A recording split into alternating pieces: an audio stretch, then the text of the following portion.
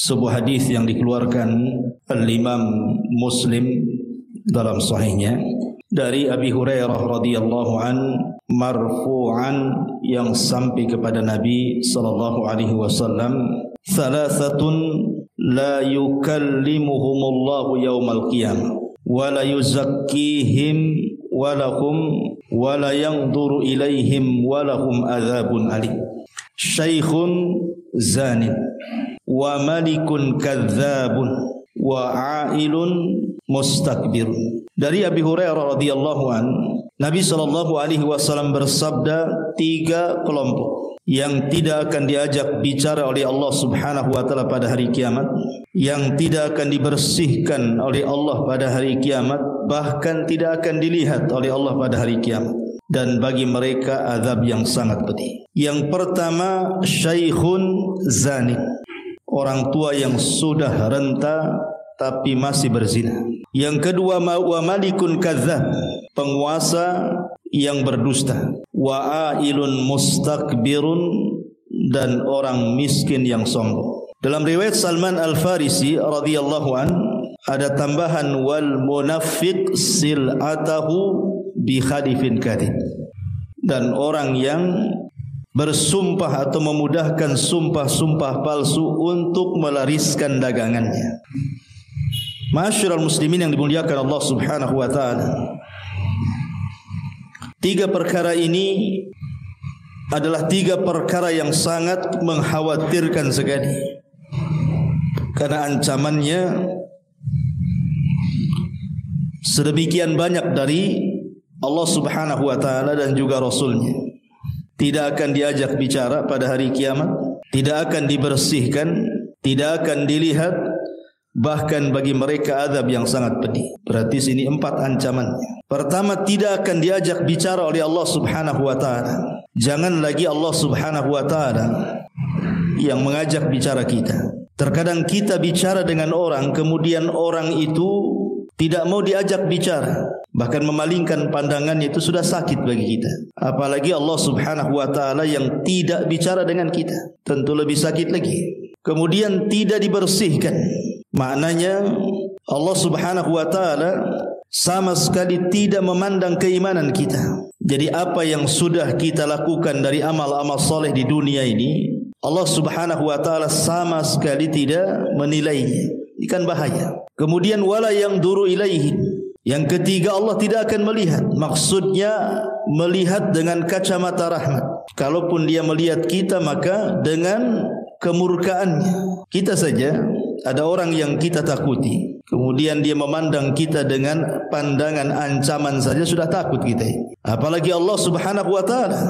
Kemudian Allah juga menyediakan azab yang sangat pedih. Walahum adzabun alim, dan bagi mereka azab yang sangat pedih. Siapa mereka ini? Di sini Nabi sallallahu alaihi wasallam mengatakan syaikhun zanin, orang tua yang sudah renta tetapi masih melakukan zina.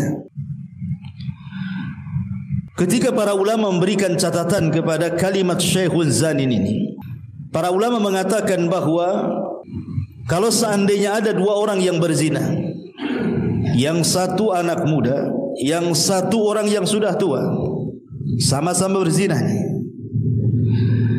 maka dosa zina orang tua jauh lebih besar dibandingkan zinahnya anak muda. Itu maksudnya. Apa alasannya? Yang pertama, kita tahu bahwa usia manusia itu terbatas. Terutama umat Nabi sallallahu alaihi wasallam dibatasi dengan usia. Kata Nabi sallallahu alaihi wasallam, a'maru ummati bainas sittina wa sab'in, bahwa umur umatku itu berkisar 60 sampai 70 tahun saja. Wa qalilun ma yajuzu dzalik, sedikit orang yang melampaui 70 itu. Ada tetapi tidak banyak. Umumnya orang itu di usia 70 tahun sudah meninggal. Artinya kalau seandainya orang itu usianya sudah 60 tahun atau 50 tahun lebih, artinya dia sudah mengira-ngira usianya. Biasanya orang yang seperti ini harusnya lebih mendekatkan diri kepada Allah Subhanahu wa taala dibandingkan mengumbar syahwatnya, karena dia sudah tahu batas usianya itu. walaupun dia tidak tahu kapan dia meninggal, tetapi Rasul sudah membatasi seperti itu.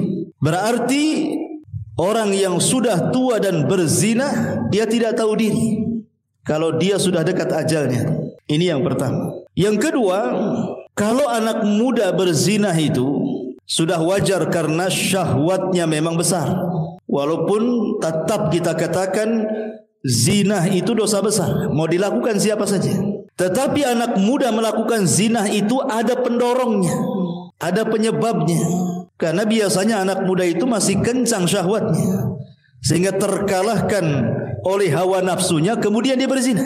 Lah orang tua ini jangan lagi cerita syahwat yang lemah, pandangannya pun sudah mulai kabur, telinga pun sudah mulai budak, badan pun sudah mulai lemas, syahwat pun sudah tidak ada lagi terkadang. Lalu apa yang mendorong dia berzina kecuali karena buruk akhlak tuh. Karena akhlaknya yang buruk. Memang zina itu kebiasaan dia. Makanya kenapa kemudian dosa orang tua yang berzina jauh lebih besar dibandingkan anak muda yang berzina. Karena anak muda berzina itu ada pendorongnya. Kalau orang tua apa yang mendorong dia berzina? Ini yang kedua. Yang ketiga, umumnya orang yang sudah tua, biasanya nikmat yang Allah anugerahkan itu sudah tersampaikan semuanya. Dia sudah punya istri, dia sudah punya anak, sebagian besar sudah punya cucu. Artinya bahwa dia pernah merasakan yang halal, yang Allah halalkan kepadanya kan. Kenapa kemudian dia meninggalkan yang halal kemudian berpaling ke yang haram? Kalau tidak rusak hatinya. Maka ini juga pendorong kenapa Syekhun Zanin ini dikhususkan dalam hadis ini oleh Nabi sallallahu alaihi wasallam. Kemudian yang terakhir, umumnya orang sudah tua ini, kalau dia berzina berarti dia lebih banyak mendolimi keluarganya. Sebab itulah Nabi sallallahu alaihi wasallam mengkhususkan Syekhun Zanin, orang tua yang berzina, maka dosanya lebih besar dibandingkan anak muda yang berzina. Sama seseorang laki-laki berzina dengan wanita pelacur, dengan seorang laki-laki berzina dengan tetangganya, itu kan beda hukumnya. Walaupun sama-sama zinahnya, tetapi berzina dengan pelacur lebih sedikit dosanya dibandingkan berzina dengan tetangganya.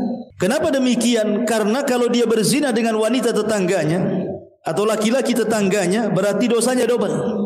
Pertama dosa zinahnya, yang kedua dosa merobek hak-hak bertetangganya. Itulah yang kemudian dosa zina itu tidak satu level tetapi bertingkat-tingkat. Sama juga di sini dengan Syekhun Zanin, orang tua yang berzina. Ini yang pertama.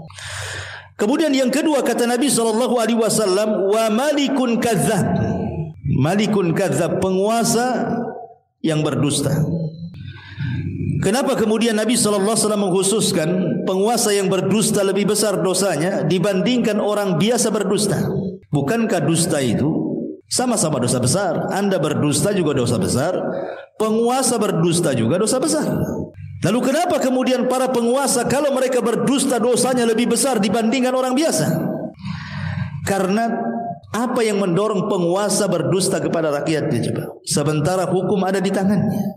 Kebijakan-kebijakan rakyat itu ada di tangannya. Untuk apa dia berdusta? Bukankah dia yang membuat undang-undang? Baik umpamanya kebaikan untuk rakyatnya ataupun keburukan untuk rakyatnya. Kita ini sebagai rakyat tidak bisa apa-apa. Apa kata pemerintah? Ya, yang ikutkan begitu. Lalu apa gunanya berdusta kalau begitu? Dari sinilah maka kemudian para penguasa yang berdusta itu lebih besar dibandingkan orang biasa berdusta, karena pendorong dustanya tidak ada. Yang kedua, kalau dia berdusta, dia akan membawa dosa rakyatnya. Lain kalau saya berdusta dengan Anda, paling membawa dosa Anda saja, satu orang atau dua orang kan begitu. Tapi kalau penguasa berdusta ini, maka dia akan membawa dosa yang akan ditanggung oleh dia dari seluruh rakyat yang dipimpinnya.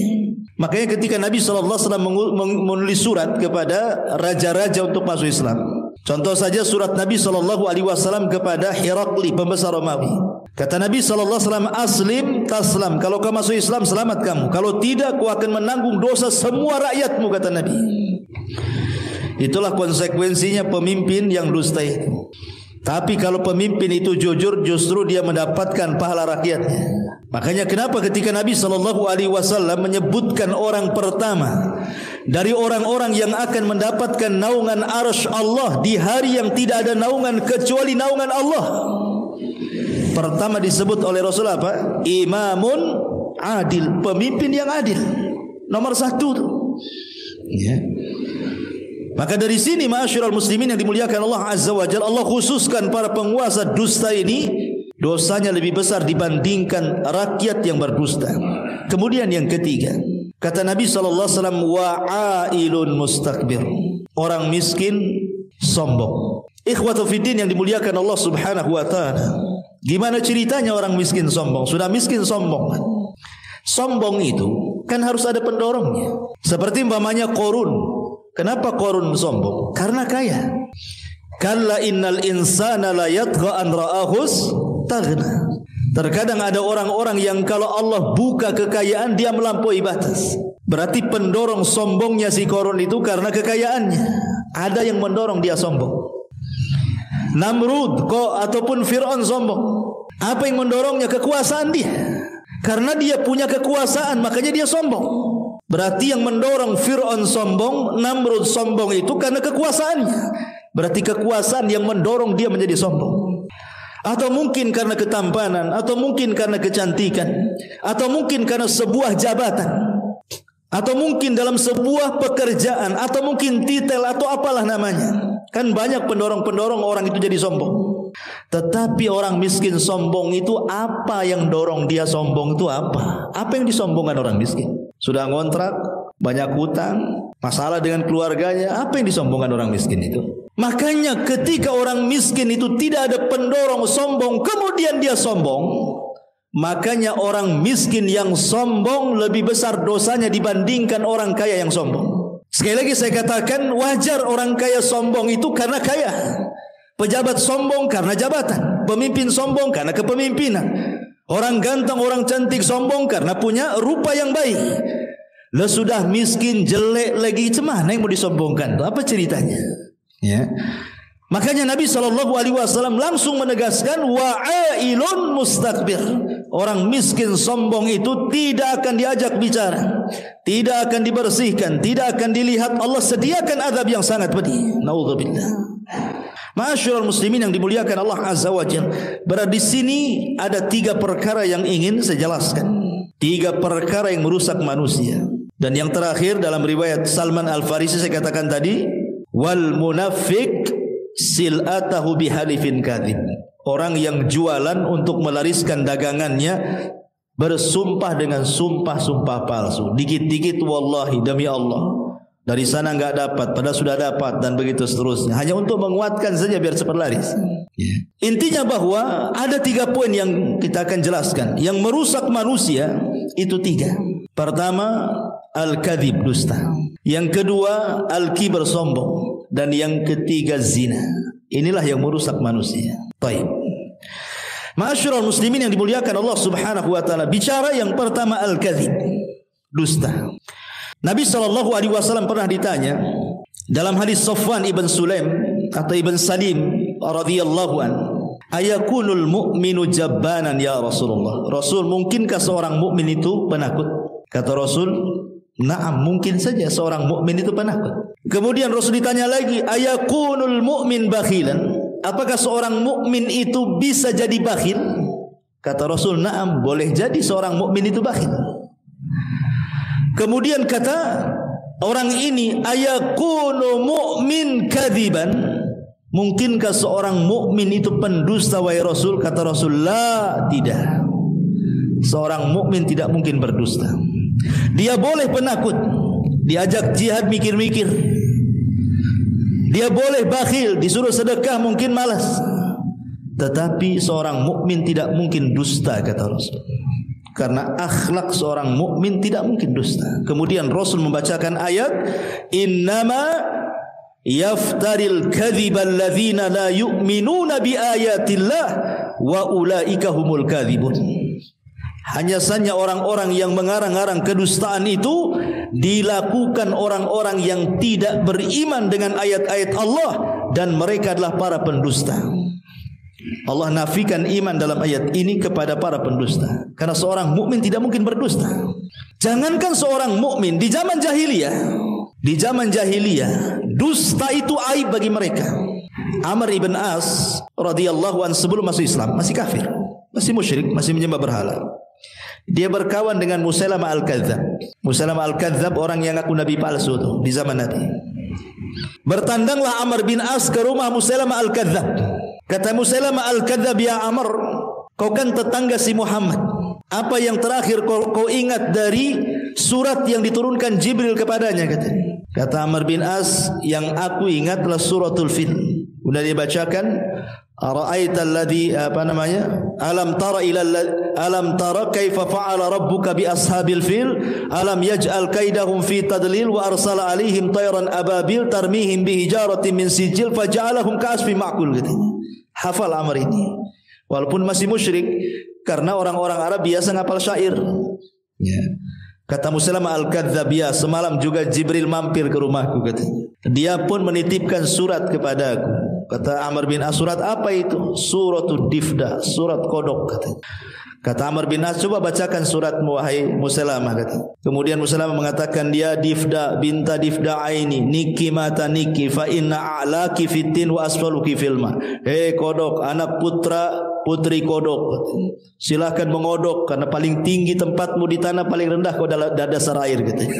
Sebenarnya ayat kodok, katanya. Apa kata Amr bin As? "Wallahi inni ra'aituka kadziba." Demi Allah aku lihat kau ini seorang pendusta. Ini sama-sama musyrik kamu gitu. Karena bagi orang Arab dusta itu aib bagi mereka. Kalau orang-orang jahiliyah memandang dusta itu aib, harusnya seorang mukmin lebih aib lagi, kan begitu.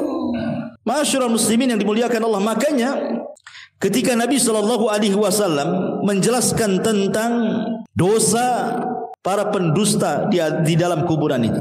Satu malam Nabi SAW kemudian dibawa oleh dua malaikat ke sebuah tempat. Rupanya tempat itulah penyiksaan para orang-orang yang melakukan dosa. Kemudian Nabi SAW melihat sebuah azab yang sangat mengerikan. Apa azab yang dilihat Nabi?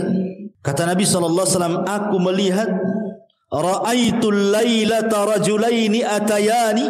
Qala, ketika Nabi SAW melihat ada orang yang terlentangkan. Jadi kakinya di atas, kepalanya di bawah.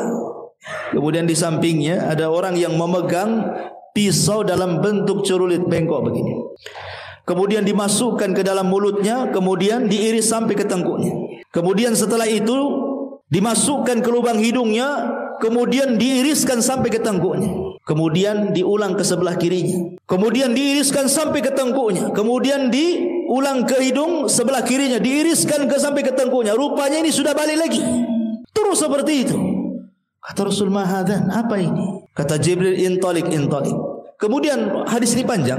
Kemudian kata Nabi SAW, "Alladzi ra'aitahu," kata malaikat ini, orang yang kau lihat itu, "yushakku sidquhu fakadzabun yakdzibu bil kadzbati tuhmalu anhu hatta tablughal afaq," katanya. Orang yang kau lihat itu, yang kemudian diiris dari mulai mulut dan lubang hidungnya sampai ke tengkuknya kiri kanan itu, mereka adalah para pendusta yang dustanya sampai melambung ke ufuk. Mungkin zaman dulu ikhwan, berdusta sampai melambung ke ufuk, maknanya dustanya itu terkena orang banyak. Itu mungkin sulit kalau zaman dulu ya. Sehebat apapun orang mengarang dusta, sulit untuk tersebar ke berbagai macam tempat itu susah. Tapi sekarang kan mudah dengan adanya handphone, ya. Antum buat aja cerita hoax, kemudian antum tekan saja enter, kemudian langsung menyebar dalam 1 detik, sudah ke semana-mana, dibaca semua orang. Apalagi tahun-tahun politik, ditunggu-tunggu hoax itu. Apalagi sudah ada YouTube, sudah ada Instagram, sudah ada ini. Itulah maknanya tablugul afaq. Jadi dusta itu menyebar kemana-mana tuh. Kalau dulu belum ada handphone kan, susah kita ini mau nyebar dusta kan. Mau nyebar hoax satu desa saja susah kan. Nunggu dari mulut ke mulut, baru kemudian beberapa bulan baru tersebar kan gitu. Lah sekarang ini tidak perlu nunggu berbulan-bulan, 1 detik saja sudah tersebar satu Indonesia, satu dunia lagi kan begitu. Lah bagaimana Nabi SAW menjelaskan begitulah hukumannya di azab kubur para pendusta itu. Ma'asyiral muslimin yang dimuliakan Allah Subhanahu wa taala, dan ingat dusta itu bukan sifat orang, itu sifat setan itu. Dusta itu sifat setan. Makanya Allah Subhanahu wa taala mengatakan dalam surah Asy-Syu'ara ayat 221 sampai 223, hal unabbiukum ala man tanazzalu syayatin tanazzalu ala kulli affakin athim yulquna as-sam'a wa aktsaruhum kadzibun, kata Allah. Maukah kuhabarkan, kata Allah, kepada kalian, setan ini kalau turun kemana? Setan ini kalau turun kemana, kata Allah. Maka Allah jawab, tanazzalu ala kulli affakin athim. Mereka turun menemui para pendosa dan juga para pendusta. Siapa mereka? Para dukun, paranormal, ya. Yulquna as-sam'ah. Kemudian setan-setan itu melemparkan kalimat-kalimat hasil dari dengar dia dari langit. Wa aktsaruhum kadzibun, dan kebanyakan setan-setan itu pendusta. Jadi ketika jin-jin itu naik ke langit, kemudian mencuri dengar dari perkataan malaikat, dapatlah satu kalimat, kemudian dicampur adukan dengan 99 kalimat, kemudian dijualah kepada dukun itu, satu benar 99 kalimat dusta. Jadi dari sini bahwa syaitan itu mengarang-arang cerita kemudian dijual kepada dukun. Kemudian dukun pula berdusta kepada kita. Itu namanya silsilah kibul namanya. Jadi dukun dikibuli oleh jin, kita pula dikibuli dukun gitu maksudnya. Ya. Jadi dusta itu adalah sifatnya syaitan, kesimpulannya.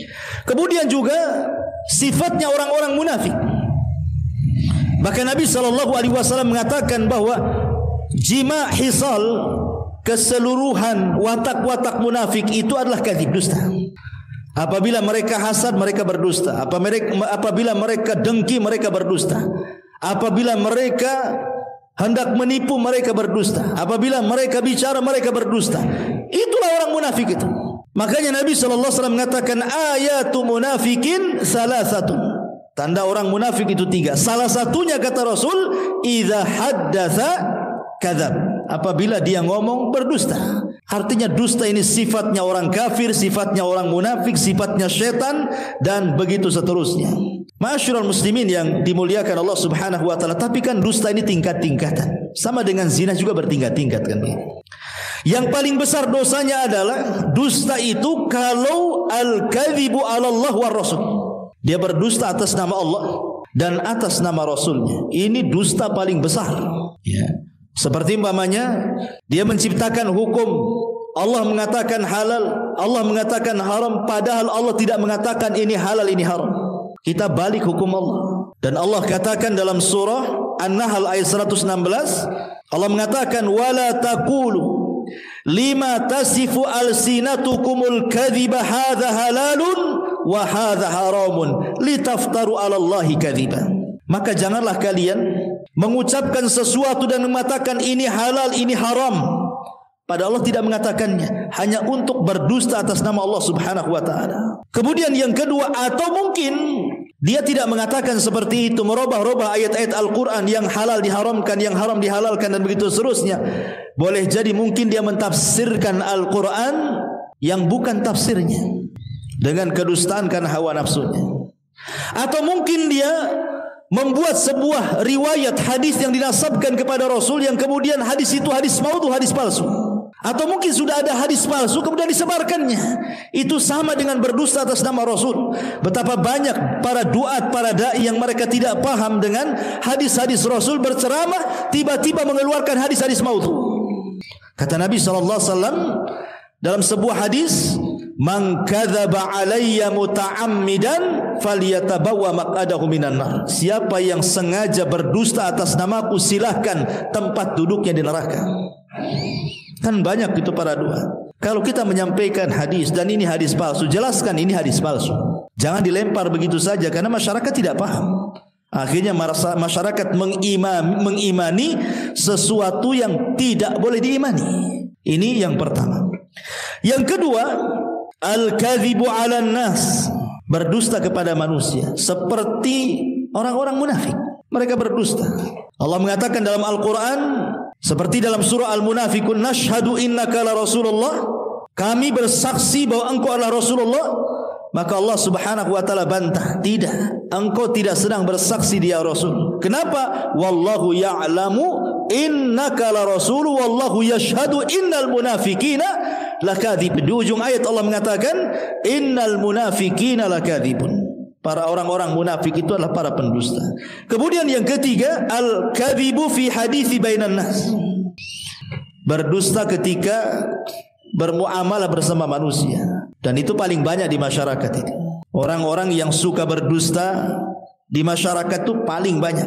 Datang orang yang nagih hutang, itu yang sering di masyarakat.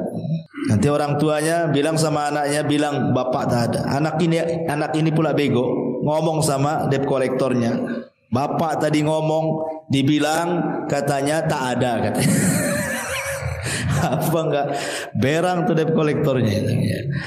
Intinya bahwa ini paling banyak di masyarakat adalah ketika mereka berbicara suka berdusta. Kemudian yang keempat, al-kadzib li idhakin nas, ini para pelawak, berdusta untuk membuat orang tertawa.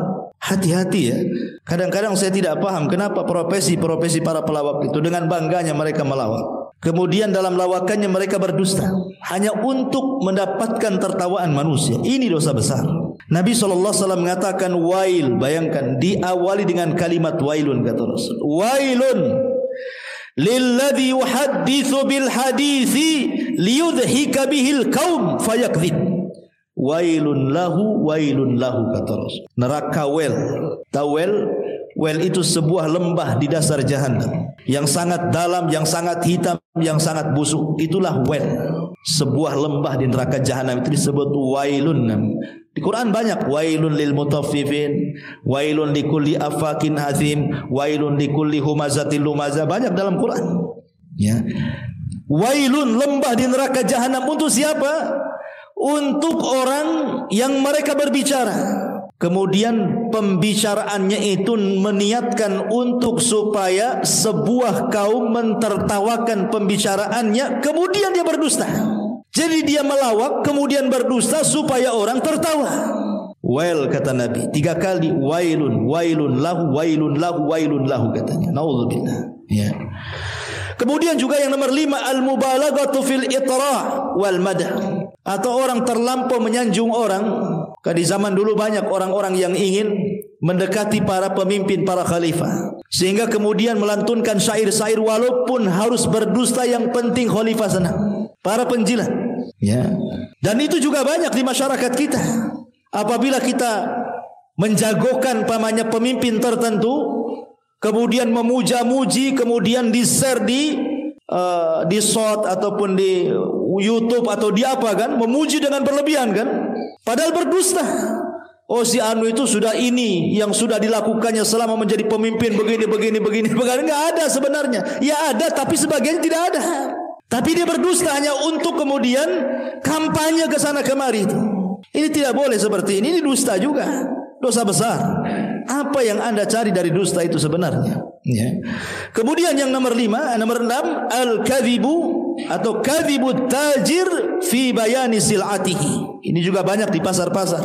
Dustanya para pedagang biasanya ya, untuk melariskan dagangannya, maka dia rela menyembunyikan aib dagangannya itu supaya laris. Dan itu umum di pasar-pasar. Karena pasar itu sendiri adalah tempat perangnya setan. Kata Nabi SAW, syarrul makan aswaquha, seburuk-buruk tempat itu pasar-pasarnya. Tidak ada di dunia tempat yang paling buruk melebihi pasar. Disitulah syaitan menancapkan bendera perangnya. Kenapa demikian? Karena tidak ada dosa di luar pasar kecuali ada di pasar. Yang syirik banyak di pasar, yang taruh raja-raja di warung-warung biar lariskan itu. Dunia perdukunan itu perang di pasar tuh. Yang hasad di pasar, yang dengki di pasar, yang maki-maki, yang merendahkan, yang gibah, semua di pasar ada. Ya. Makanya berlindunglah kalau orang masuk pasar itu. Kemudian yang nomor 9, syahadatuz zur. Ini biasa di persidangan-persidangan. Ya, membayar saksi untuk berdusta, untuk mengambil hak orang lain, naudzubillah. Kemudian juga yang nomor 10, al-mubalaghatu fil mu'arid. Berlebihan ketika membenci orang. Kalau kita benci kepada orang, kadang-kadang dia rela berdusta. Oh, si fulan tuh begini padahal enggak ada. Ya. Kemudian yang nomor 11, al-kadzibu as-siyasi. Ini pun dusta dalam dunia perpolitikan yang sudah saya jelaskan tadi. Ini yang pertama, dusta. Tetapi apakah semua dusta itu dilarang? Tidak. Ada dusta-dusta yang dibolehkan. Sebagaimana disebutkan oleh Ummu Kulthum bintu Uqbah ibn Abi Mu'ayth radhiyallahu anha, kata beliau, lam asma' an-nabiy sallallahu alaihi wasallam yurakhisu fi syai'in minal kadhib illa fi thalathin. Aku tidak pernah mendengar Rasul memberikan keringanan pada perkara dusta itu kecuali di 3 perkara saja. Yang pertama, al-kadhibu lil islah baina al-mutakhasimaini. Kalau Anda mendamaikan orang yang sedang bertengkar, kemudian berdusta hanya untuk mendamaikan, boleh. Pamannya si A bertengkar dengan si B, antum si C ini penengahnya. Kemudian antum datang kepada si A dan mengatakan, tadi saya ketemu dengan si Anu. Si Anu ini musuh dia. Masya Allah, dia itu memuji-muji kamu loh. Padahal dia memaki-maki. Dia memuji-muji kamu. Kamu itu sebenarnya baik itu menurut dia. Padahal tidak pernah mengucapkan kalimat itu. Nanti dia pula datang ke si Anu, ngomong sama gitu ya. Saya kemarin ketemu, Masya Allah, dia tuh tidak dendam sama kamu itu. Dia baik kok. Kalau ngomong sama saya, dia ngomong muji-muji itu. Ya. Akhirnya kan meredakan keduanya sifat dengki kan. Permusuhannya kan diredamkan. Ini enggak masalah berdusta seperti ini. Yang enggak boleh itu antum ke sana bawa gas yang 5 kilo, yang ke sini bawa gas yang 10 kilo. Itu namanya antum mau adu domba itu. Itu enggak boleh. Ya. Ini yang pertama. Yang kedua, al-kadzibu li irdha'i zaujah. Antum berdusta hanya untuk menyenangkan istri, enggak masalah. Ya, enggak masalah. Istri masak keasinan, enak katanya.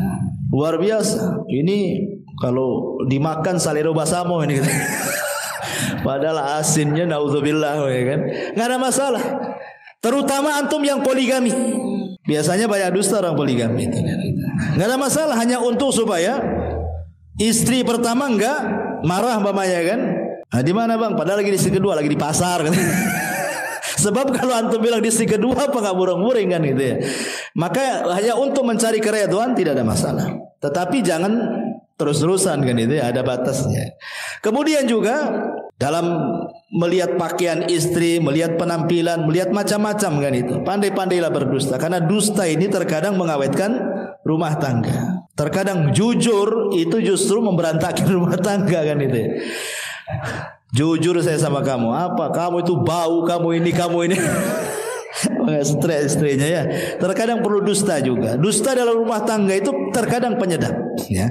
Kemudian juga yang ketiga, khida'ul a'da fil ma'rakah. Dusta dalam peperangan tidak ada masalah. Sebagaimana sombong dalam peperangan itu boleh.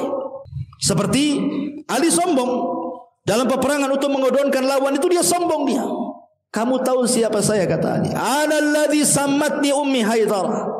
Saya ini orang yang ibuku ngasih nama macan liar. Kau mau apa katanya? Enggak ada masalah. Sombong dalam peperangan enggak apa-apa, tapi di luar peperangan enggak boleh sombong. Dusta dalam peperangan boleh, yang penting musuhnya kalah. Ya, karena Rasulullah mengatakan innal harba kaidun. Peperangan itu tipu daya. Peperangan itu semuanya tipu daya, intinya menang. Makanya perkara-perkara yang di luar peperangan terkadang dibolehkan dalam peperangan. Bohong, sombong itu tidak ada masalah dalam peperangan. Yang penting menang ya. Ini hanya 3 perkara dibolehkan seseorang itu berdusta. Atau yang keempat, ada yang menambah, untuk menjaga darah seorang muslim ya, menjaga darah seorang muslim.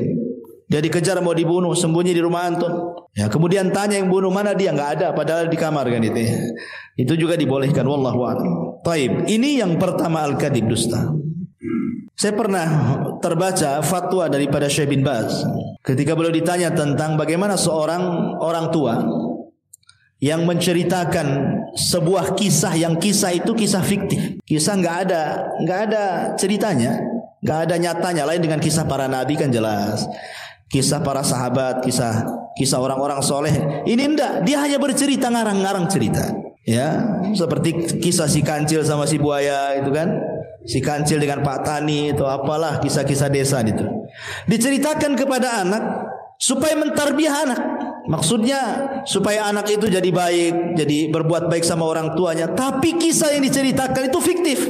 Boleh ditanya bagaimana hukumnya gitu. Beliau mengatakan tetap itu dikatakan dusta dan tidak boleh dikatakan halal. Tetapi apakah kemudian dalam niat tarbiyah ini dibolehkan atau tidak?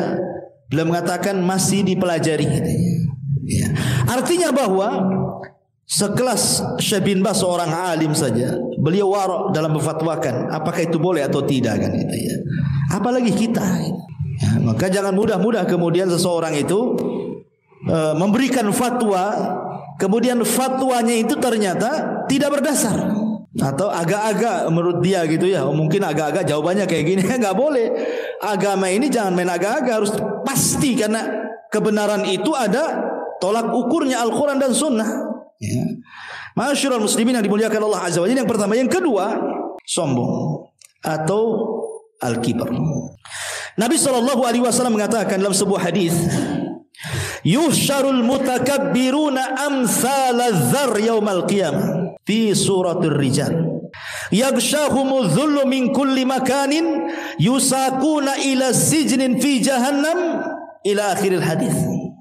Kata Nabi SAW, nanti pada hari kiamat orang-orang yang sombong di bumi itu akan dikumpulkan dan akan dibentuk seperti zar. Zar itu kecil sekali, seperti semut. Jadi orang yang sombong di dunia itu dikecilkan badannya seperti semut.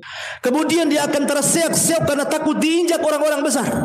Coba bayangkan bagaimana Allah Subhanahu wa taala menghinakan para orang-orang sombong ini. Ketika di dunia merasa besar, di akhirat Allah kecilkan badannya sehingga terseok-seok dia, takut diinjak orang.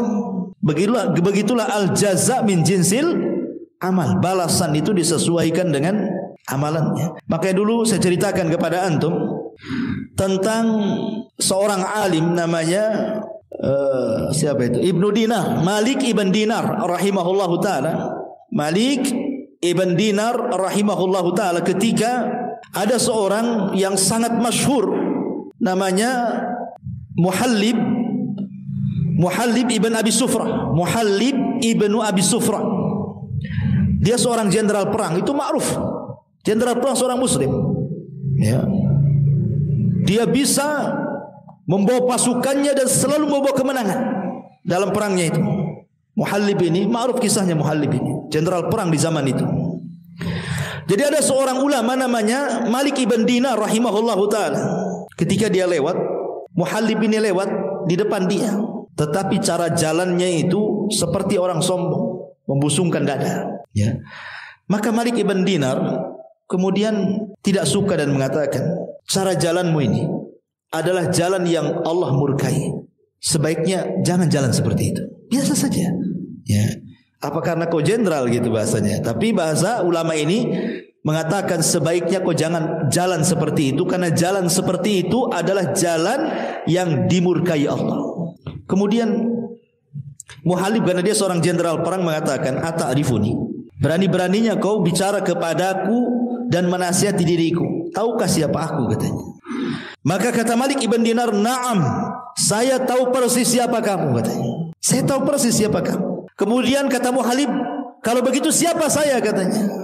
Dikiranya Malik ibn Dinar akan mengatakan kau seorang jenderal, engkau seorang panglima perang. Tidak, kata Malik ibn Dinar, dia mengatakan, aku tahu siapa kamu. Bukankah kamu adalah manusia yang terlahir min nutfatin adhirah, dari sperma yang kotor, keluar dari tempat keluar air najis, katanya. Kok ini orang yang keluar dari sperma yang kotor, keluar dari 2 lubang najis 2 kali, dan sekarang di balik bajumu itu terkandung najis kotoran.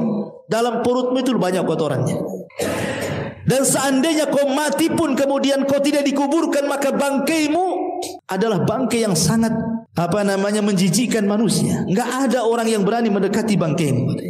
Artinya kemudian Malik ibn Dinar menasihati, janganlah sombong. Kamu dengan saya sama saja, katanya. Kemudian dia mengatakan, al-an saya tahu siapa diriku, kata Muhallib. Ya. Dia sadar dengan ucapan Malik ibn Dinar. Dari sini menunjukkan bahwa kalau kita terlahir dari sperma yang kotor, keluar dari dua lubang air najis, laki-laki dan perempuan, kemudian kita hidup pun membawa-bawa najis dalam perut, kemudian kita mati, kalau seandainya tidak dikuburkan bangkai kita seminggu saja sudah busuk, lalu apa yang disombongkan, gitu maksudnya. Apa yang disombongkan manusia itu? Tidak ada.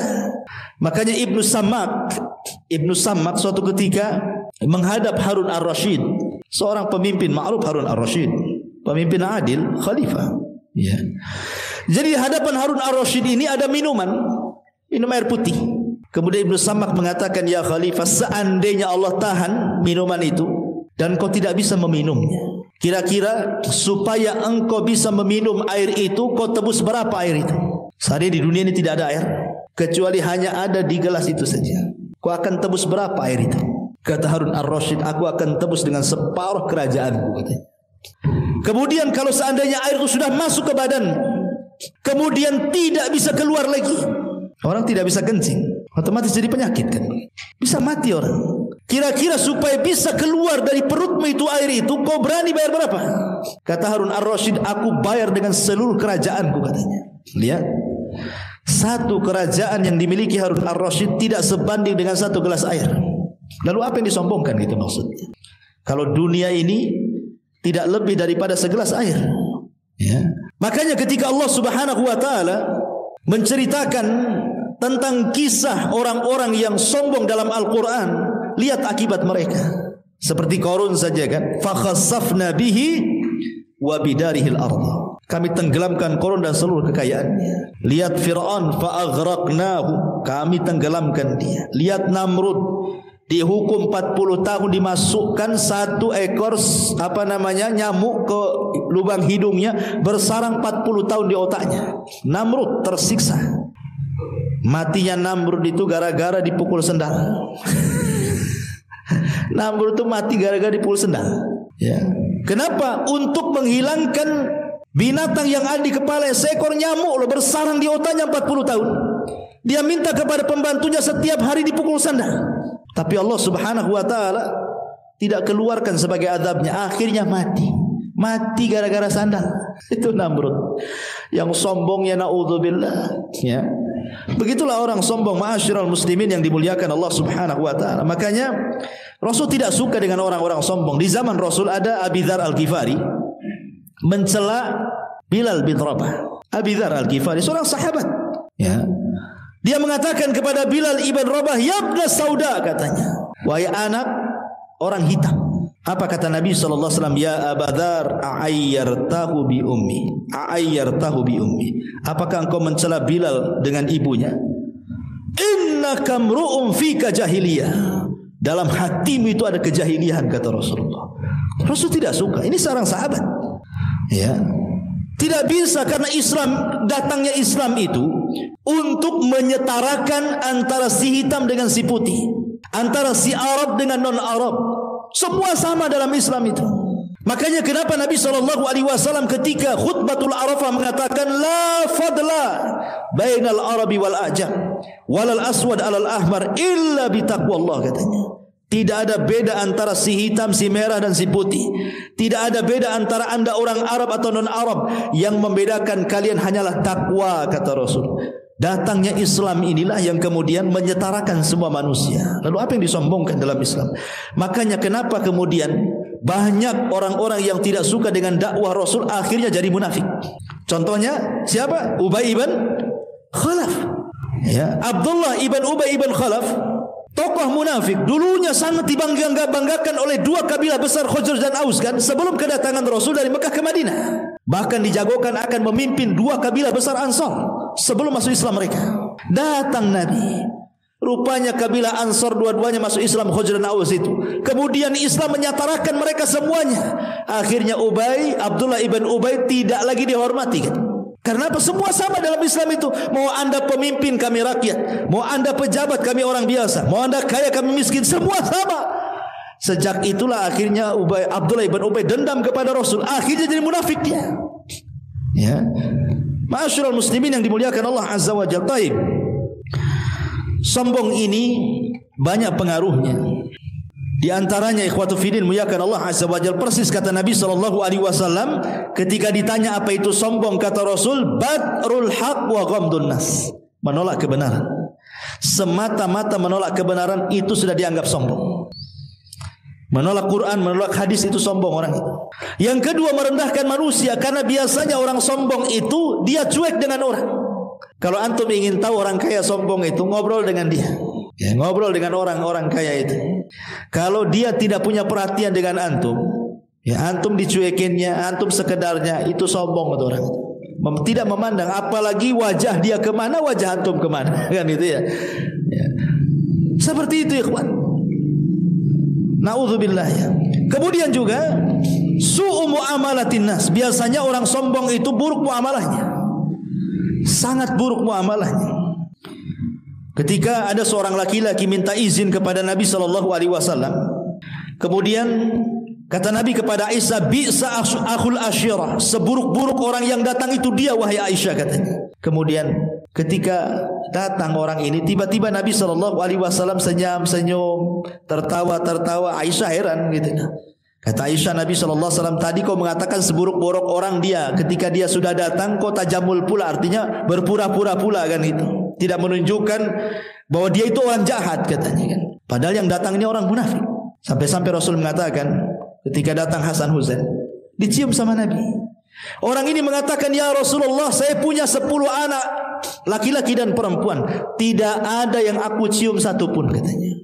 Maka kata Nabi SAW, ciumlah mereka. Jangan sampai Allah mencabut rahmat di hatimu, maka tidak akan turun rahmat dari langit kepadamu, katanya. Irhamu man fil ardi yarhamukum man fis sama. Sayangi orang yang di bumi, maka yang di langit akan menyayangi kamu, katanya. Lihat orang sombong itu tidak punya rahmat dalam hatinya.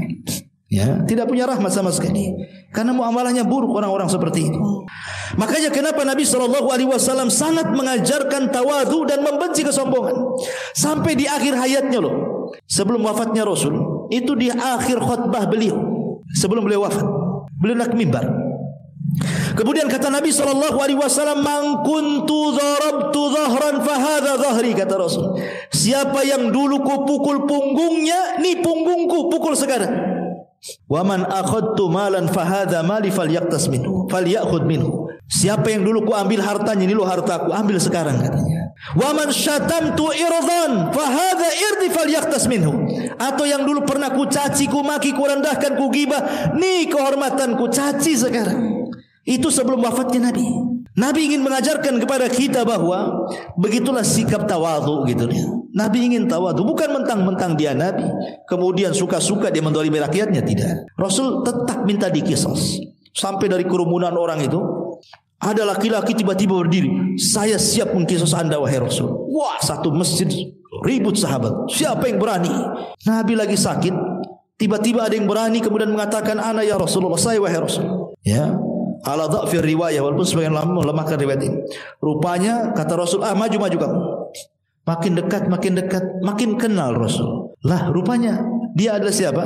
Dia adalah orang yang didoakan Nabi SAW, Uqasa ibn Mihsan. Yang ketika Rasul menyebutkan 70.000 orang yang masuk surga tanpa hisab dan azab, kata Uqasa, Rasul doakan aku. Kata Uqasa, kata Rasul, hai Uqasa, engkau termasuk mereka, katanya. Semua sahabat nunjuk juga, kami juga wahai Rasul. Oh tidak, sudah dahului Uqasa, kata Rasul. Jadi Uqasa ini makin dekat. Loh, kau kan Uqasa, wahai Uqasa, bukankah aku sudah mendoakan kamu dengan masuk surga? Kata Uqasa, iya, karena engkau yang bicara wahai Rasul, kau minta dikisos, ya aku ingin kisos lah kan itu. Kemudian kata Rasul, apa salahku kepadamu? Kata Uqasa, Rasul, dulu waktu kau bariskan kami, badanku agak ke depan, dan ketika itu aku tidak berpakaian. Kau ambil tongkat, kau pukul perutku, katanya. Aku ingin memukul perutmu, katanya. Wah, ramai para sahabat nih kan. Uqasa memukul perut Nabi. Datang Ali, datang Fadl, datang Abbas, datang Hasan, Husain. Banyak para sahabat mengatakan, Rasul, biar kami saja yang dikisos dia, katanya. Kata Rasul, jangan, biarkan Ukasha katanya. Akhirnya kata Rasul, ambilkan tongkat. Diambilkan tongkat, ambil nih Ukasha tongkat. Kata Ukasha, ya Rasulullah, waktu kau pukul perutku, aku tidak pakai baju katanya. Kau harus melepaskan baju katanya. Dia lepas baju Nabi, saya bayangkan. Ketika sudah diayunkan, apa enggak tegang satu masjid itu, ikhwan? Ini Ukasha berani memukul perut Nabi. Wah, itu luar biasa. Jadi tongkat lagi diayun-ayun begini, tiba-tiba lagi tegang-tegangnya dilemparkan tongkatnya, kemudian dia pun memeluk Nabi SAW dan mengatakan, ya Rasul, bukan itu yang saya kehendaki. Aku sudah merasakan akan dekatnya ajalmu. Aku ingin orang yang pertama kali bersentuhan kulitku dengan kulitmu katanya. Nah, itu siasatnya Ukasha rupanya. Ya. Tapi lihat bagaimana Nabi SAW mengajarkan tawadhu seorang pemimpin. Ya. Bahkan Nabi Sulaiman yang kemarin kita sudah ceritakan kan, mana Hudhud katanya. Nggak ada Hudhud. Oh, awas saja kalau datang katanya. Ku sembeli dia atau ku azab, atau dia bawa alasan yang jelas. Ngasih pilihan. Ya. Bisa saja Sulaiman kalau pemimpin yang diktator, mana Hudhud udah datang disembeli kan begitu ya. Tapi Sulaiman masih mendengarkan alasannya. Didengerin baik-baik. Kenapa kau pergi? Kenapa kau gaib kan gitu? Udah ceritakan. Itu menunjukkan tawadhunya Sulaiman, masih mendengarkan aspirasi rakyatnya. Coba para pemimpin kayak Sulaiman tuh, Hudhud saja didengar, padahal burung, apalagi manusia. Ya. Ma'asyiral muslimin yang dimuliakan Allah Azza wa Jalla. Kemudian juga min asari takabur adalah aqlu huquqin nas bil batil. Biasanya pengaruh sombong itu suka memakan hak-hak manusia secara zalim. Umumnya orang sombong seperti itu. Ya, ingat ketika Imam Zahabi yang sudah saya ceritakan dulu menceritakan tentang kisah orang zalim, seorang preman yang zalim, yang sombong, merampas apa? Merampas ikan nelayan. Itu disebutkan dalam kitab Al-Kabair karya Imam Zahabi rahimahullahu taala. Jadi ada orang preman sombong, zalim, dia jalan-jalan di pinggir pantai. Datanglah satu nelayan, ini baru datang. Rupanya cuma dapat ikan satu. Itu pun untuk makan dia dan keluarganya dan anak-anaknya. Dengan sombongnya kemudian si preman ini menarik baju nelayan, kemudian mengancam, serahkan ikanmu atau kubunuh katanya. Karena ketakutan, diserahkanlah ikannya itu. Ikan sudah mati kan, satu-satunya ikan itu dari hasil tangkapannya. Oh, dengan sombong, dengan bangganya sang preman ini membawa ikan ini balik mau dimakan sama dia.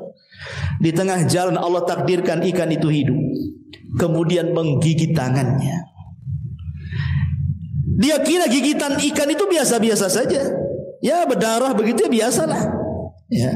Kemudian dimasak, dimakan sampai kenyang. Rupanya gigitan ikan itu berbisa. Di malam harinya barulah dia merasakan gigitan ikan itu. Dia merasakan sakit yang tidak tahu sakitnya kecuali Allah.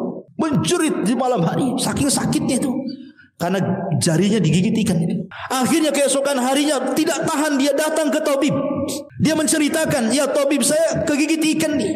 Kok bisa sakitnya seperti ini? Kemudian diperiksa sama tabib, kata tabib, itu adalah bisa yang paling buas dan tidak bisa disembuhkan kecuali diamputasi telapak tangan, kecuali dipotong sininya. Mau tidak mau harus dipotong. Ya. Akhirnya betul-betul dipotong. Ya. Dikiranya sudah sembuh tuh. Rupanya setelah dipotong beberapa hari setelahnya sakit lagi sampai menjalar ke sikut dia. Datang lagi ke dokter, kata tabib ini harus diamputasi nih katanya, sampai ke sikutnya sini. Akhirnya dipotong sikutnya. Dikiranya sudah sembuh, rupanya sudah sembuh sampai menjalar lagi ke tempat tenaganya ini. Akhirnya sang dokter ini heran karena dia sering menangani penyakit itu, tidak separah ini masalahnya. Jadi dokter ini ngomong, sebenarnya kamu itu kenapa? Apa yang sekedar digigit ikan saja katanya? Enggak mungkin, mungkin ada cerita yang lain lah katanya. Jadi sang preman yang sombong ini baru bercerita dia, sebenarnya bukan itu ceritanya. Itu ikan yang aku makan yang menggigit jariku di awal pertama itu adalah ikannya nelayan. Perlu diceritakan dari awal sampai akhir. Kata dokter, inna lillahi wa inna ilaihi rajiun. Coba sebelum kau datang untuk diamputasi pertama kali telapak tanganmu, kau minta maaf dulu sama nelayan itu, maka sembuh penyakitmu katanya. Gak perlu kau dipotong-potong kayak gini tanganmu katanya. Sebelum aku potong habis tanganmu, sebaiknya kau cari nelayan itu, minta maaf katanya. Aku dicari-cari nelayan itu sampai akhirnya ketemu. Ya. Kemudian dia mengatakan samihni ya fulan, maafkan aku wahai fulan. Nelayan ini bingung. Ya. Kemudian kata lain, siapa kamu? Aku enggak kenal. Aku yang ngambil ikanmu dulu katanya. Tolonglah maafkan dalam kondisi aku seperti ini katanya. Akhirnya karena melihat iba kasihan juga, nelayan ini memaafkannya. Cuman sebelum pergi, si preman sombong ini, si preman songong ini, bukan sombong saya lagi, songong lagi dia. Dia mengatakan kepada sang nelayan ini, wahai sang nelayan, aku ketika mengambil ikan, aku lihat mulutmu bergerak-gerak. Apa dulu yang kau ucapkan? Doa apa yang kau ucapkan kepada aku? Aku lihat mulutmu bergerak-gerak dulu itu. Kata lain, tidak ada, aku enggak ngomong apa-apa katanya. Ya, kecuali hanya satu. Ya Allah, aku ini orang lemah di hadapan kau orang kuat. Tolong tunjukkan kekuatanmu. Hanya itu saja. Arini kuwataka, tunjukkan kekuatanmu. Itu saja. Rupanya Allah betul-betul menampakkan kekuatannya. Itulah lihat balasan orang yang sombong, suka mengambil hak orang lain, gitu ya. Ini yang kedua. Kemudian yang terakhir, az-zina. Ma'asyiral muslimin yang dimuliakan Allah Subhanahu wa taala. Al-Imam Al-Makhul, seorang ahli tafsir. Kalau antum baca kitab tafsir, banyak perkataan Makhul rahimahullahu taala. Ketika dia mentafsirkan surat Al-Hujurat ayat 44, laha sab'atu abwab, bahwa neraka itu memiliki laha sab'atu abwab, sorga itu memiliki 7 pintu dan neraka itu memiliki 8 pintu. Apa kata beliau? Yajidu ahlun nar raihat, yajidu ahlan nar raihatan muntinatan. Jadi ketika Allah menyebutkan tentang 7 pintu sorga, jadi penduduk sorga itu mereka mencium bau penduduk neraka yang sangat busuk sekali. Fayaqulun, maka mereka pun mengatakan, bau siapa ini kok bau sekali? Ya, fayuqalu lahu, maka dikatakan kepada mereka, hadhihi rihu furujiz zina. Inilah bau busuk yang keluar dari kemaluan-kemaluan para pezina. Coba, penduduk sorga mereka mencium bau yang luar biasa. Kemudian dikatakan, ini bau apa? Ya. Kemudian dikatakan, itulah bau dari kemaluan-kemaluan para pezina dari neraka katanya. Ya, bagaimana busuknya para pezina pada hari kiamat. Ya. Ma'asyiral muslimin yang dimuliakan Allah Azza wa Jalla, bahkan disebutkan dalam hadis Ibnu Umar radhiyallahu anhu, ketika Nabi sallallahu alaihi wasallam menasihati orang-orang muhajirin, salah satunya kata Nabi SAW dalam nasihat beliau, lam tadharil fahisha fi qaumin qattun hatta yu'linu biha illa fasha fihimut ta'un wal auja allati lam takun madat fi aslafihimul ladzina madat. Tidaklah sebuah perzinahan ini merajalela, bahkan terang-terangan, seperti hari ini kan terang-terangan, ya, kecuali akan disebar penyakit taun atau penyakit-penyakit yang belum pernah terjadi sebelumnya, atau al-auja, penyakit-penyakit yang belum pernah terjadi di zaman Rasul ada di zaman sekarang. Ya, seperti penyakit AIDS, ya kan, dan penyakit-penyakit yang semacamnya. Sampai hari ini belum ada obatnya kan. Padahal para profesor, para penemu, para orang cendikiawan, orang-orang ahli kesehatan dunia, ya, mereka sudah meneliti di lab-lab hebat mereka, baik di Jepang sampai ke barat, belum ada obatnya sampai hari ini. Kenapa tidak ditemukan obat? Bukankah Allah menurunkan penyakit, Allah juga turunkan obatnya? Kenapa untuk penyakit ini tidak ada obatnya kan? Ya. Sebenarnya kita katakan bahwa berkumpulnya kalian wahai para profesor, para dokter untuk menemukan obat ini percuma saja sebenarnya. Karena yang sedang Anda lawan itu bukan melawan penyakit, bukan melawan bakteri, bukan. Yang Anda sedang lawan itu Allah Subhanahu wa taala. Kalau melawan bakteri boleh jadi mungkin bisa ditemukan obatnya. Corona ada obatnya, ya kan? Tetapi yang sedang Anda lawan ini bukan siapa-siapa, Allah. Sekalipun kemudian ditemukan obatnya, Allah kirim lagi tentaranya yang lain kan, bakteri yang lain yang lebih ganas daripada AIDS kan, bisa saja terjadi. Tentara Allah itu di mana-mana. Ya. Makanya Nabi SAW 14 abad yang silam sudah mengatakan, kalau itu sudah terang-terangan namanya LGBT, perzinahan, homoseksual dan yang semacamnya, ingat akan dikirim berbagai macam penyakit yang belum ada di zaman Rasul, ada di zaman kalian katanya. Dan itu sudah terbukti. Sudah terbukti. Ya. Ma'asyiral muslimin yang dimuliakan Allah Azza wa Jalla. Makanya kenapa kemudian Nabi SAW mengatakan ma min dzambin ba'da syirki a'zam indallah min nutfatin wada'aha ar-rajulu fi rahimin la yahillu lahu. Kata Nabi SAW, tidak ada dosa setelah kesyirikan yang lebih besar di sisi Allah dibandingkan satu tetes air mani yang diletakkan seorang laki-laki kepada seorang rahim wanita yang bukan halal padanya. Hadis ini dikeluarkan dalam Kanzul Ummal oleh Ibnu Abi Dunya rahimahullahu taala. Bahkan disebutkan dalam kitab Al-Awsat oleh Imam At-Tabrani, Nabi SAW mengatakan iyyakum waz-zina fa inna fihi arba' khisalin. Hati-hati jangan berzina, karena dalam zina itu ada 4 perkara. Yang pertama, yadhhabul baha 'anil wajhi, hilang ya kecerahan wajahnya. Yaqta'ur rizqa, terputus rizkinya. Wa yaskhatur rahman, murkanya Allah akan datang kepadanya. Wa yusabbibul khulud finnar, menyebabkan kekalnya orang ini di neraka. Bukan kekalnya seperti orang syirik, tidak, saking lamanya. Pezina itu lama di nerakanya, susah keluarnya. Dia tidak akan dikekalkan, tapi lama sekali itu maksudnya. Ya, yang dimaksud kekal itu ada 2, ada kekal yang tidak bisa keluar seperti orang-orang musyrik dan kafir. Ada kekal saking lamanya, itu disebut kekal. Itu maksudnya. Ya, hadis ini dikeluarkan oleh Imam At-Tabrani dan yang lainnya. Kenapa demikian? Karena merusak banyak perkara. Pertama, merusak aturan rumah tangga. Betapa banyak gara-gara selingkuh bermasalah rumah tangga. Yang kedua, doyaun nasab, hilang nasab.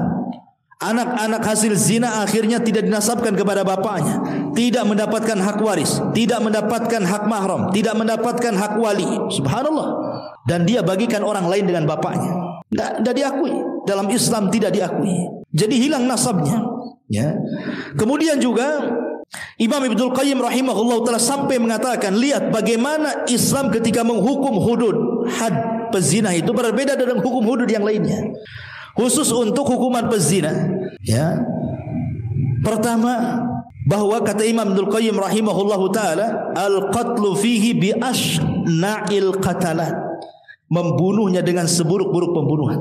Kalau membunuh, ya paling dipenggal saja lehernya, ya kan, mati cepat kan. Tapi kalau pezina ini, kalau dia muhsan kemudian dirajam, itu bukan sekali lempar mati, pakai batu kecil lagi. Dia merasakan luar biasa sakitnya kan. Lama dia matinya, sakitnya lebih lama gitu. Yang kedua, kata Imam Ibnul Qayyim rahimahullahu taala, tidak boleh ada kasih sayang ketika menghukumnya. Dihilangkan perasaan kasih sayang, harus tega. Enggak boleh ada kasih sayang ketika melempar batu. Betul-betul harus tega kita melempar. Kemudian yang ketiga, kata Imam Ibnul Qayyim rahimahullahu taala di sini, juga ketika dalam menuduh orang berzina, saksinya lebih banyak, harus 4. Ya, saksi orang menuduh zina itu harus 4. Kalau saksi nikah cukup 2 saja, ya kan? Atau pokoknya kalau berkaitan dengan harta seperti jual beli dan yang lainnya, cukup 2 laki-laki, atau 2 perempuan 1 laki-laki, atau 1 laki-laki 1 sumpah. Ya, seperti orang menuduh. Sebagaimana Rasul mengatakan apa? Al-bayyinatu 'alal mudda'i wal yaminu 'ala man angkar. Orang yang menuduh datangkan bukti, orang yang dituduh cukup bersumpah, kan begitu. Jadi kalau saya mencuri harta kamu, mana saksinya? Oh, ini saksinya, ya kan? Harus 2 orang, minimal 2 orang laki-laki. Kalau tidak ada, 2 perempuan 1 laki-laki. Kalau tidak ada, 1 laki-laki 1 sumpah. Dan itu ya. Tapi kalau zina tidak, harus 4. Nah, itu menunjukkan berbeda hukuman hudud zina itu dengan yang lainnya. Kenapa? Karena memang perbuatannya sangat tercela sekali. Bukan berarti di zaman Rasul tidak ada pezina, ada, tapi kan tidak terang-terangan. Ya, seperti contoh seumpamanya seorang wanita di zaman Nabi SAW, ada seorang wanita dari kabilah Ghamidiyah. Dia berzina dengan seorang laki-laki dari kabilah Ma'iz, seorang budak. Akhirnya hamil, kemudian datang kepada Rasulullah. Itu kan berarti di zaman itu juga ada perzinahan kan. Tapi kan tidak terang-terangan. Ya, wanita ini pun dia mengaku, dan ngaku itu sekuat-kuatnya bukti, tidak perlu saksi. Kalau orang ngaku ngapain pula ada saksi kan? Udah ngaku. Mengatakan Rasul, Zanaitu fatahhirni, saya sudah berzina, bersihkan saya. Kata Rasul, boleh jadi kau hanya peluk-peluk saja, kau cium-cium saja, pulanglah. Maksud kata Rasul itu jangan ngaku, taubat saja sudah selesai. Cuman wanita ini betul-betul ingin bersihkan jiwanya. Rasul kalau tidak percaya sudah hamil ini. Nih, ada di sini anaknya. Ya. Oh, kata Rasul gini saja, kamu lahirin dulu anakmu, baru kau kemari lagi. Seandainya dia tidak balik, tidak akan dicari Nabi. Ya. Tapi karena wanita ini betul-betul ingin tobat, habis lahir anaknya, datang bawa bayi dia. Rasul, zanaitu fatahhirni. Rasul, nih bayinya. Kau kan menyaratkan bayinya harus lahir. Ini sudah lahir, tolong rajam saya katanya. Kata Rasul, tidak bisa. Ini disusui di 2 tahun. Pulang kamu. Maksudnya jangan balik gitu, udah tobat saja gitu ya. Itu bagaimana rahmatnya Islam. Tapi memang dasar wanita ini ingin tobat betul-betul, sudah 2 tahun. Datang dia bawa anaknya. Nih anak saya sudah 2 tahun wahai Rasul. Zanaitu fatahhirni, tolong rajam saya katanya. Kata Rasul, ada enggak yang mengkafir dari keluargamu? Ada, ini bibi saya, paman saya katanya. Dia sudah siap mengkafir saya. Akhirnya karena dia yang minta, dirajam wanita ini. Ketika dirajam, Khalid bin Walid semangat, wah, sampai darahnya muncrat ke badannya, sampai di celaknya wanita itu. Kata Rasulullah, tasubbuha, jangan kau cela wanita itu. Laqad kanat taubah, dia sudah bertobat. Kalau tobatnya dibagikan ke 70 penduduk Madinah cukup untuk mereka, kata Rasul. Ya, kalau tobatnya wanita ini dibagikan kepada 70 penduduk Madinah itu sudah cukup bagi mereka. Kenapa? Karena melihat keikhlasannya. Ya, tapi lihat bagaimana Islam. Ya, bagaimana Islam itu penuh dengan rahmat. Walaupun dia sudah berzina, tobat saja gitu maksudnya. Dan kalau sudah bertobat bukan dikatakan pezina lagi. Enggak boleh. Kalau dulunya dia pezina kemudian bertobat, jangan dibilang pezina, tidak. Dia sudah tobat, dia jadi wanita baik-baik lagi. Karena tobat itu menghapuskan dosa yang sebelumnya, sebagaimana Islam juga menghapuskan dosa kekufurannya. Nah, inilah di antara 3 dosa yang disebutkan dalam hadis Nabi sallallahu alaihi wasallam. Wallahu a'lam bishawab. Subhanakallahumma bihamdika asyhadu an la ilaha illa anta astaghfiruka wa atubu ilaik. Wallahu ta'ala alam. Assalamualaikum warahmatullahi wabarakatuh.